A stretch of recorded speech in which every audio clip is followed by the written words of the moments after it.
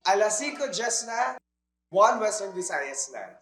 Alas 5:10 na, 1 Western Visayas na.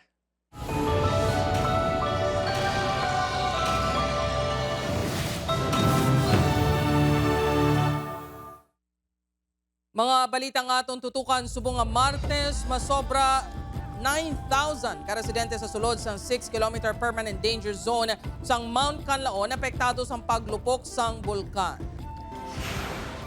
Pila ka mga dalan sa La Castellana kag La Carlota City hindi maagyan bangon sa mga debris halin sa paglupok sang Mount Canlaon.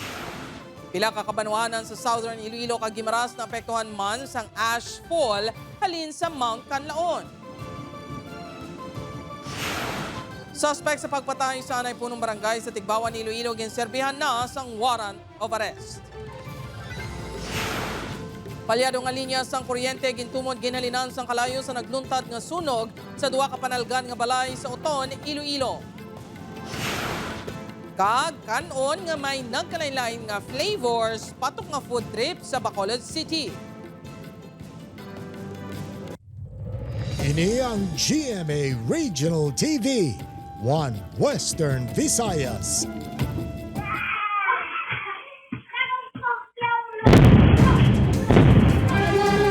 Parang nag-buko ng sopryo.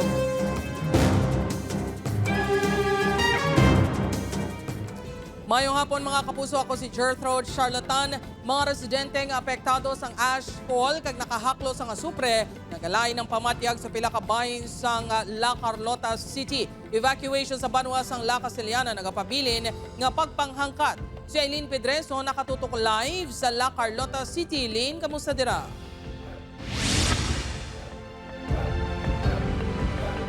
Shirt mga kapuso, magluwas sa Kakulba, isa karon sa ginakabalakan sa pila ka mga residente sa La Carlota City kag banwa sa La Castellana ang epekto sang abo sa ila sini mga panimalay kag palibot matapos maglupok ang Mount Canlaon. Masobra 24 oras humalin sang naglupok ang Mount Canlaon kahapon. Inina ang sitwasyon sa pila ka mayor nga mga dalanon sa La Carlota City, Negros Occidental. Natabunan sang madamon nga abo ang mga dalan, rason nga temporaryo nga hindi maagyan sa mga motorista. Bangod sa epekto sang paglupok sa Bulkan Canlaon nangin mabudlay karon ang sitwasyon diri sa dalan sa may barangay Araal sa La Carlota City. Napuno sang abo ang ining alagyan matapos maglupok ang Bulkan Canlaon kahapon. Sa barangay Araal nga pinakaapektado, una nga nagpatigayon sang flushing operations ang mga katapos ng DPWH. Napanimahuan naman sa mga residente ang maisong nga baho sa asupre. Ang 60 anyos nga si Lola Corazon nakabatsyag sang pagpinot sang dughan. Amon gani nga wala kami gagwa, kay hindi gani magwanta. Kay duga sabat bala sa dughan mo, gasakit ako likod. Buwas gani mama dulog kami. Nagapalibog man ang pamilya Langgote. Bangod apektado man ang ila pila ka karabaw bangod sa pagtupa sang abo. Luya kay amon ning natabo, white kami muno. Ulat mga kami sang kung saan na mga kami ka-recover. Sa banwas ng La Castellana, naglabot na sa masobra 7,000 ka mga residente ang ginpag-evacuate kag temporaryo nga nagatinero sa pulo ka evacuation centers. Sa pihak sang pagpatuman sa evacuation, may pila ka mga residente nga ginpili gihapon nga magtinero sa ila panimalay. Ma'am, kapanilag man kami makay kung ang in kaso kung ang bulkan magsigi gidya ma'am masakay man kami sa amon gamay nga salakyan nga kiri. Salig lang gi kuya ma'am. Si Christy, ginpili nga magpabilin sa pagtrabaho sa kampo. Ate, man kay naalang-alang na kinano na ninamon bi ma'am. Na kontak na namon na tiga dali man ang tagiya. Pukulbaan man kami katinta nagamo na bintan laon mo. Ready lang gyapon. Samtang sa sininga drone video, makitaan ang halit nga dalas ng ashfall sa pila ka bahin sang barangay Maaw kag Ilihan sa Bago City, Negros Occidental. Ang katapos ng BFP, nagpatigay naman sang flushing sa mga apektado nga dalanon. Sa datos ng PDRRMO, 7,294 na ka mga individual ang nag-evacuate sa La Castellana, 1,486 sa Bago City, 1,258 sa La Carlota City, 722 sa Pontevedra, kag 36 sa Moises Padilla.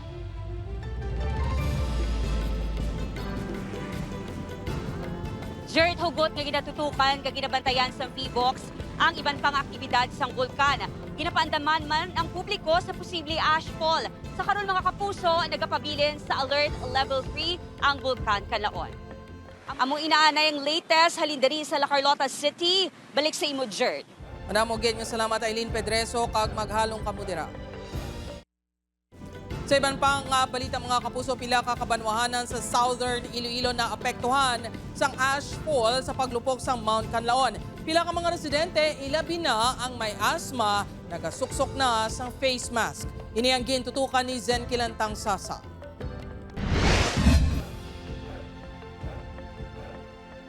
Makitaan ang pugtak-pugtak nga abo sa mga atop sa lakyan, motorsiklo kag sa kusina sa mga balay sa Tigbawan, Iloilo. Ini ang ashfall halin sa Mount Canlaon matapos maglupok kahapon. 16 ka mga barangay sa Banwa ang apektado.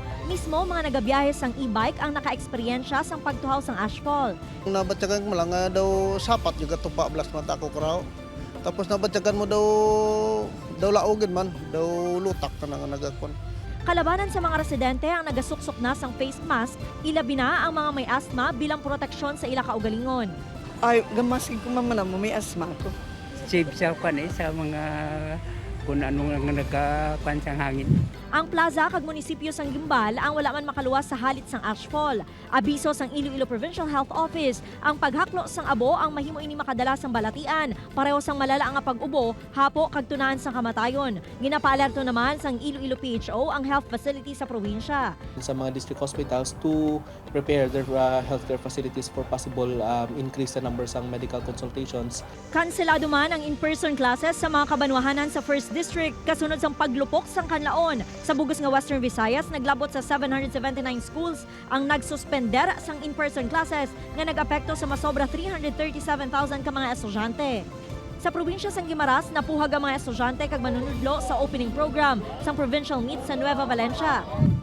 Sa Antique, na-eksperyensyahan man ang ashfall. Sa record sang RD RRMC6, 29 ka mga LGU sa Negros Occidental, Guimaras, Iloilo kag Antique ang apektado sang ashfall. Padayon ang pag-monitor sang air quality sa mga apektado nga lugar. Padayon naman nga ginahaylo ang mga residente nga magsuksos sang face mask. As ongoing monitoring sa EMB nato na in fact they are right now in Negros Occidental to set up ang ilang air quality monitoring. Nagtukod na sang task force Canlaon ang RD RRMC6 agud mapadasig ang koordinasyon sa mga nagkalain-lain nga ahensya sa pagbantay kag pagresponder sa mga apektado. 980 family food packs naman ang ginpanagdag sa mga naapektuhan nga pamilya.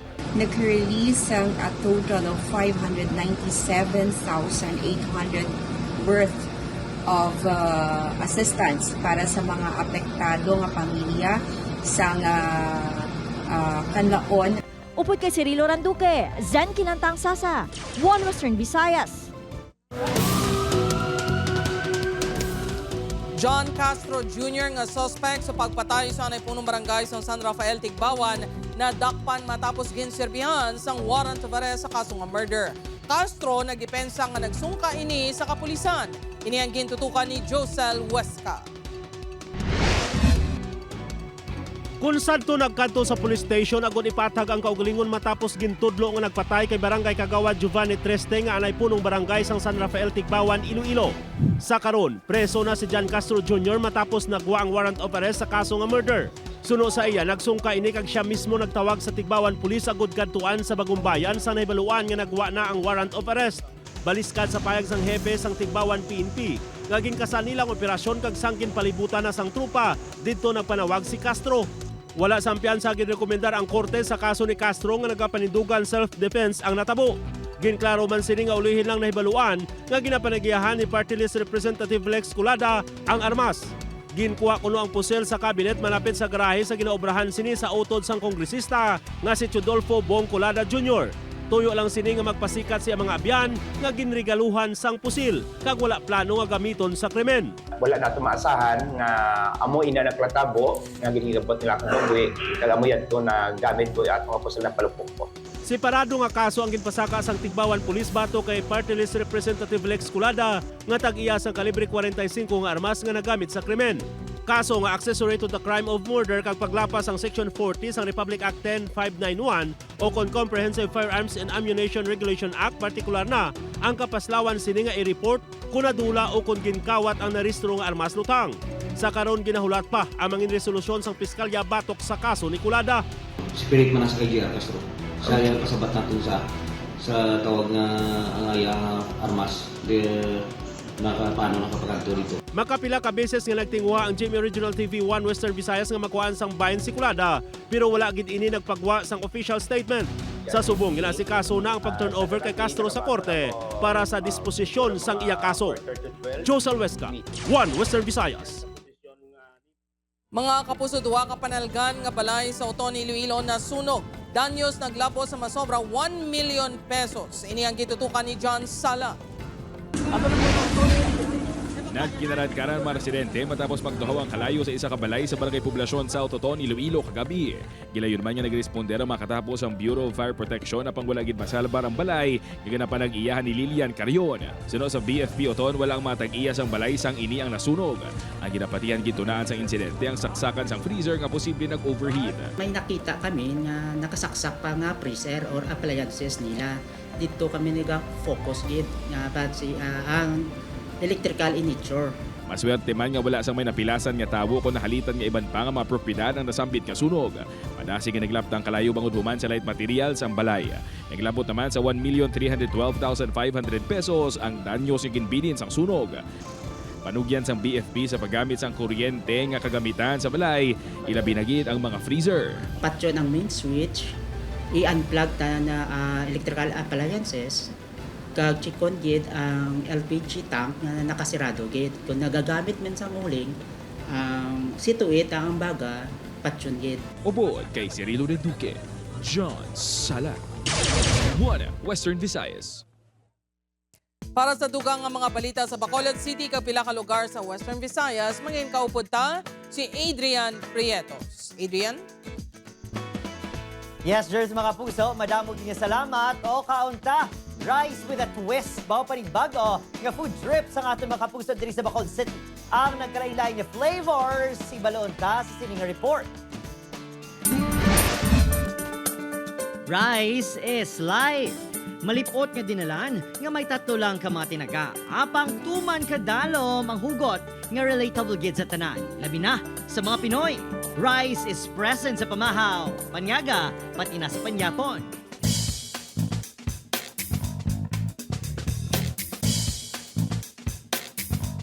Pero kapuso, sa Bacolod City, may rice with a twist nga paborito kaunon sa mga estudyante, empleyado kang iban pa nga mga pumuluyo.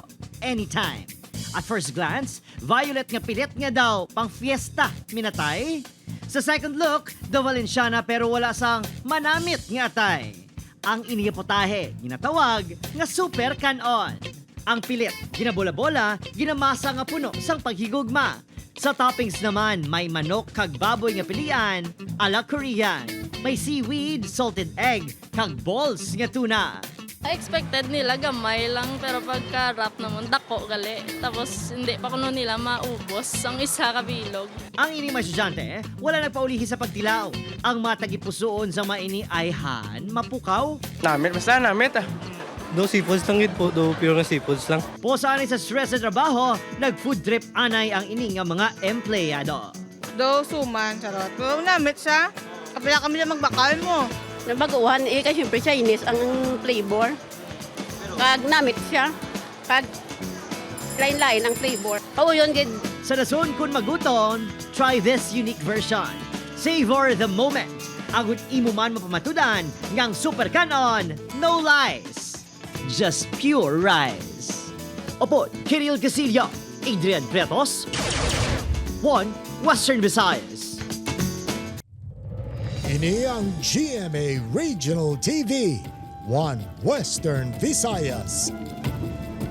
Mga kapuso, DPWH, ICDEO nagpaathag sa pagka-delay sa drainage projects sa JM Basa Street, Iloilo City matapos liwat nga ginsita ni Iloilo City Mayor Jerry Treñas. Si Kim Salinas nakatutok live sa Barangay Tabuk Subaharo, Iloilo City. Kim?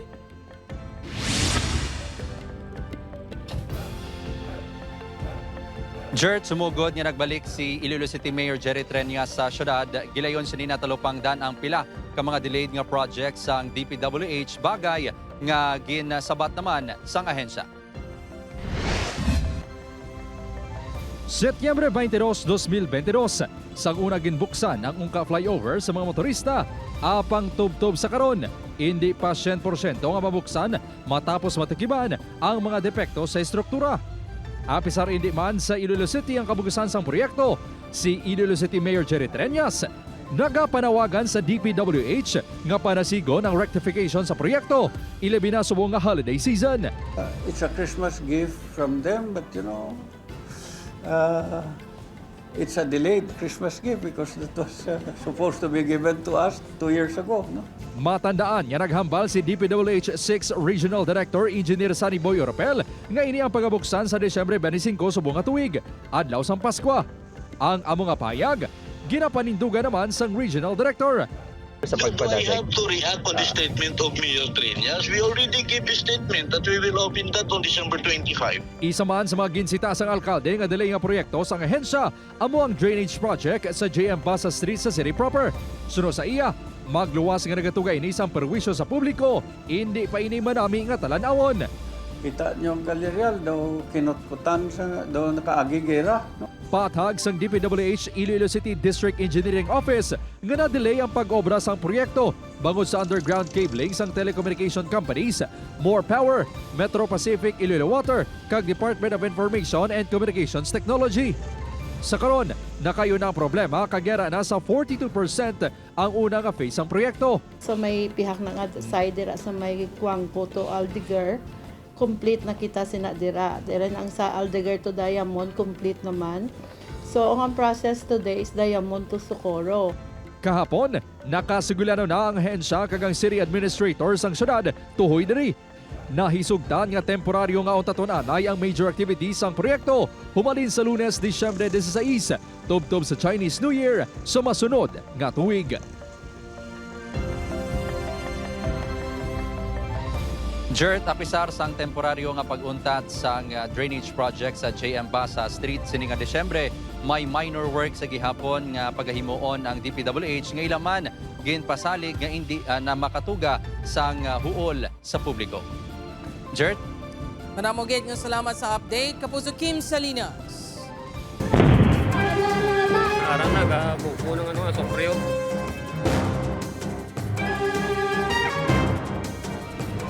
Mga kapuso, sa paglupok sang Mount Canlaon kahapon, ginbatak sa Alert Level 3 ang bulkan nagikan sa Alert Level 2. Ano bala ang buot silingon sang Alert Level 3? Base sa PHIVOLCS, ini ang ginakabig nga high-level volcanic unrest ukon magmatic unrest nga ginapakita sa mabaskog nga pagbuga sang aso kag abo. Kaupod man sini ang posible pag-ilig sang lava nagikan sa crater sang bulkan kag ang pagkalahulog sang bato.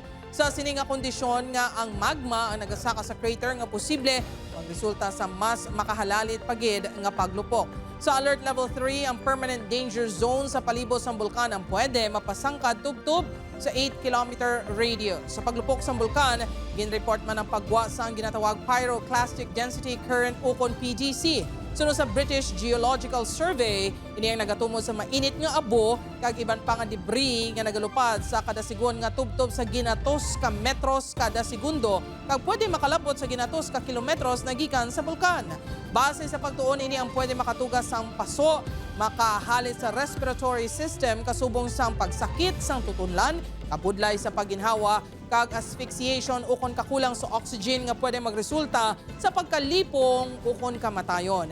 Gani ginapanugyan gid sang health authorities sa mga pumuluyo sa lugar kung sa diin maeksperiensyahan ang ash fall nga magsuksok sang face mask kag maglikaw sa pagwa sa balay.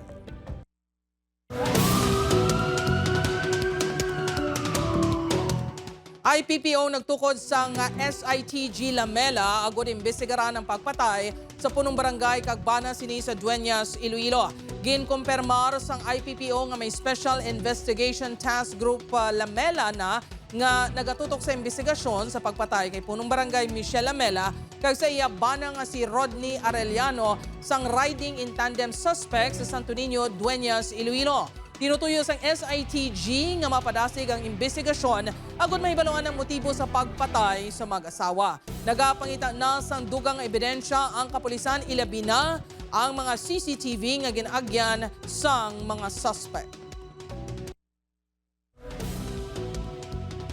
Mabuso sa Bacolod City naman pila ka mga parte sang Lupit Bridge amat-amat nga ginakawat.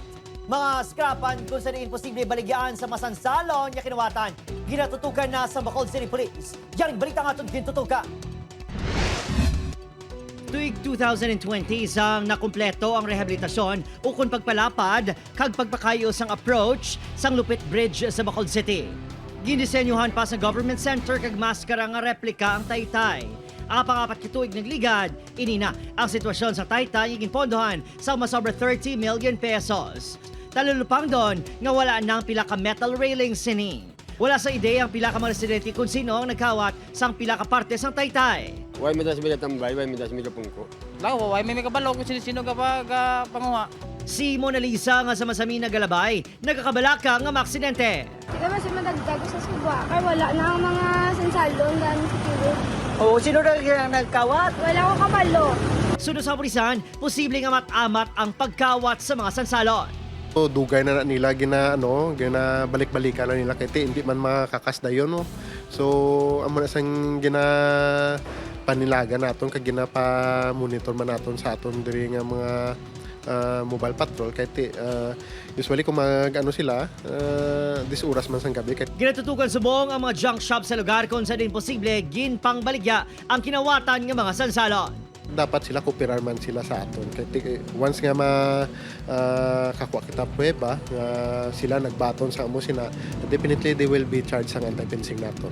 Opo, Kiril Casillo, Adrian Priatos, One Western Visayas.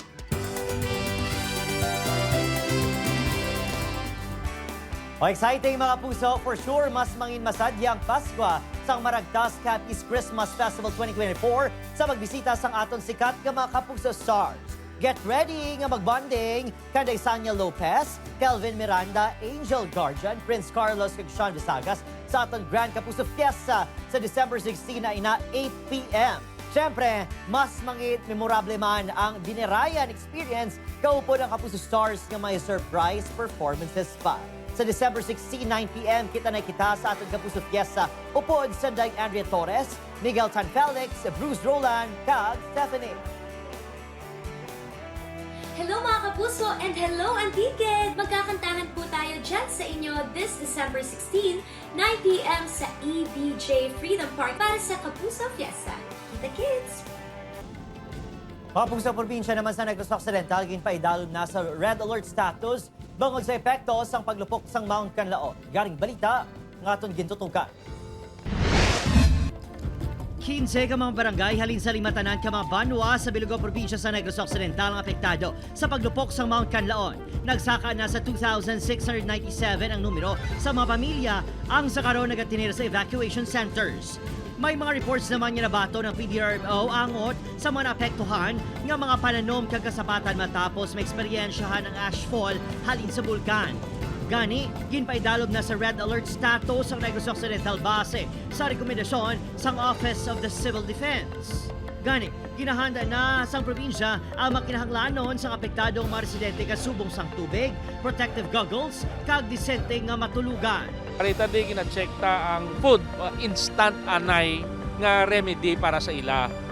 Kay ginpa-prepare ta man ang DOH willing sila magpadala sa mga bulong in case nga may mga asthma dira o may mga hapo nga. Ginasekyar man ang matilo nga tubig sa evacuation centers. Gina-water sampling na nila and I believe we are still waiting for the results to come back. Sa City Evacuation Center sa La Carlota City, amat-amat naman nga nag-abot ang pila ka food kag non-food items para sa evacuees. Ginahatagan sa prioridad kag ginatutukan ang pila ka senior citizens nga nakabatsyag sang paglain sang pamatsyag. Nagkurugin ko yan. Daw matyagang ko doon, di na ko katindog. Gusto na lang ko yan pulupong ko kamakwan, nga may ginabatsyag ko nun. Ginabili ng akong tiil. Sa datos, sang DSWD6, masobra 1.5 million pesos nga balor sang relief assistance naman ang napanagdag sa mga apektado sang paglupok sang bulkan. Samtang sinilang nga hapon, ginumpisa na sa GMA Kapuso Foundation ang repacking sang food items para sa manahalikan sang paglupok sang bulkan. Kaupod nila ang mga manunudlo halin sa Bago City volunteers sang 62nd Infantry Battalion kag 3rd Brigade sang Philippine Army. Magapatigayin man sang relief mission buwas ang GMA Kapuso Foundation sa La Carlota kag Bago City para sa masobra 1,000 kapamilya. Opo, Kiril Casillo, Adrian Priatos, Western Visayas. Ini ang GMA Regional TV, One Western Visayas. Mga kapuso, nagpatigayon sang exhibit ang komite sang Kamara nga nagapakita sa mga gamit kag pagkamapuslanon sang kawayan. Ginbida sa Bamboo Brilliance, Innovations and Inspirations in Sustainable Designs ang pila ka musical instruments kasubong sang gitara kag marimba. May ara sang baskets kag mga dekorasyon sa balay. Ginbida man ang mga pulungkuan, lamesa sa mga eskwelahan. Isa lang ini sa mga proyekto sang DOST Forest Products Research and Development Institute. Halin naman sa pribado nga sektor, ginpangunahan ni Mrs. Carolina Jimenez ang Carolina Bamboo Garden ang pagtalakay sa importansya sa mga kawayan. Ginengganyo man sini ang mga kongresista nga magpasar sang layi nga magapasanyog pa sang bamboo industry nga makabulig sa komunidad kag sa ekonomiya. Magadugay ang bamboo exhibit tubtob sa Huwebes, December 12. Incentivize bamboo cultivation and establish the Philippines as a global leader in the engineered bamboo industry. With your support, we can create a sustainable supply chain that not only meets global demand, but also uplifts our people and restores our environment.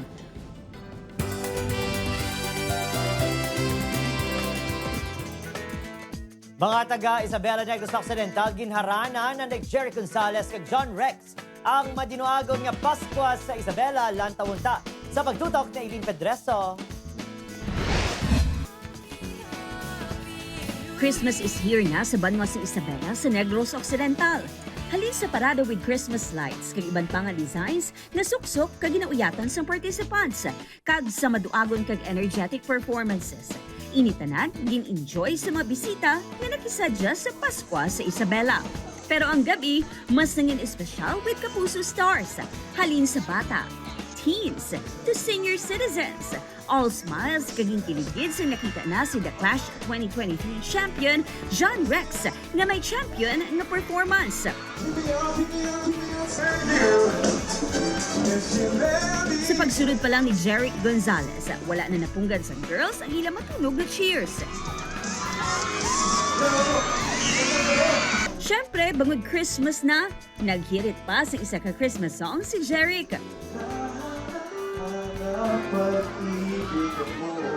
Malipot lang at iyon, pero #memorable ang experience sa Kapuso Stars sa Isabela. It's my first time here pero sobrang saya. Maraming salamat sa mainit na pagtanggap mga kapuso. Sana po makabalik kami dito. Napakasaya na mag-perform kasama kayo. At sana maulit to, sana mapuntahan namin kayo ulit. And maligayang Pasko sa Isabela. Upod Garuel Bangoy, Eileen Pedreso. One Western Visayas.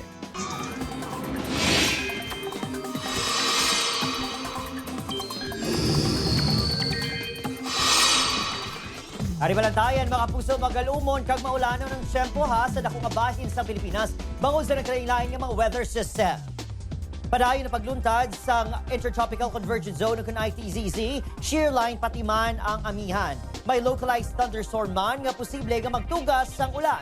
Sa datos naman sa Metro Weather, dakwang tsansa sang ulan sa Antique, Aklan, Capiz, Iloilo, Guimaras, kag Negros Island Region. May kasarangan tugtong mabastong nga ulan ganing ginapahalong ang mga residente ilabi na ang mga malapit sa Bulkan Canlaon. Posible ang ulan sa nabiling nga bahis ng pusod bangod sa localized thunderstorms.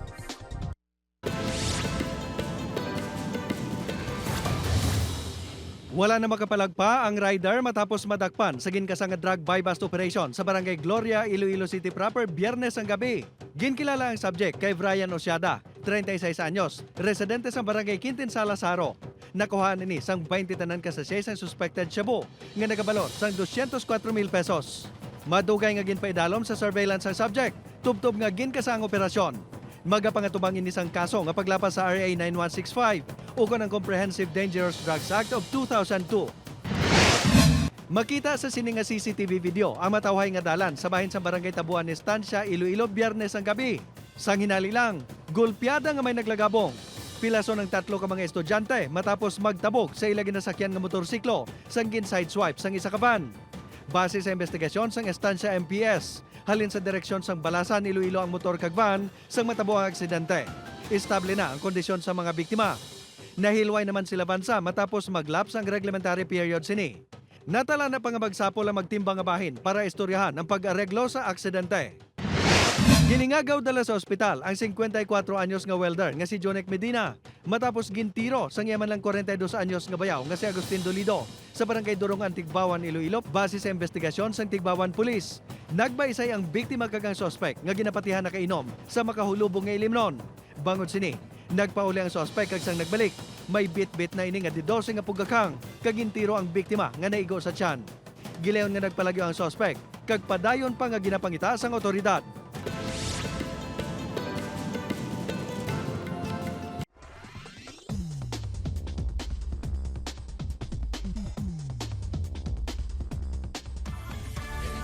Mga kapuso, 15 days na lang, Pasko na.